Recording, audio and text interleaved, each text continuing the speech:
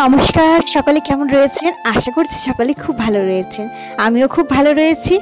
অনেকদিন পরে চলে এলাম হুটহাট করে। হ্যাঁ, আজকে তো যোগা দিবস, তাই জন্য আজকে একটি সকালবেলায় ভিডিও করেছিলাম ছেলের, তো তোমাদের সঙ্গে শেয়ার না করে পারলাম না। চলো তার সম্পর্কেও কিছু বলে যাই। প্রতি বছর 21শে জুন আন্তর্জাতিক যোগ দিবস পালিত হয়। যোগ দিবস প্রথমে শুরু করেছিল কে, তোমরা কি জানো? বর্তমান প্রধানমন্ত্রী শ্রী নরেন্দ্র মোদী 21শে জুন 2015 সালে। আন্তর্জাতিক যোগ দিবস উদযাপনের মূল লক্ষ্য হল যোগার বহুবিধ উপকারিতা সম্পর্কে সচেতনতা বৃদ্ধি করা। প্রাথমিকভাবে ভারতে উদ্দিত যোগ শব্দটি সংস্কৃত থেকে এসেছে, যার অর্থ একত্রিত হওয়া। যোগ ব্যায়ামের করলে শারীরিক মানসিক বিকাশ দুই হয়।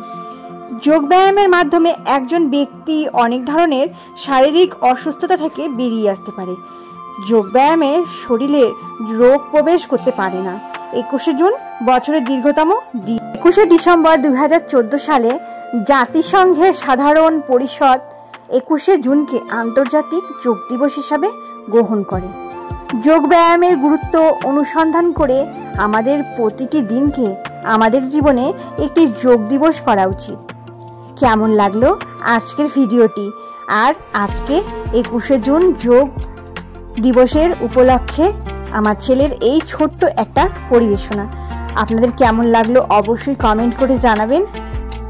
দেখা হচ্ছে নতুন আরেকটি ছোট্ট একটি ভিডিওতে। আপনারা খুব ভালো থাকবেন, সুস্থ থাকবেন। আবার দেখা হচ্ছে। টাটা।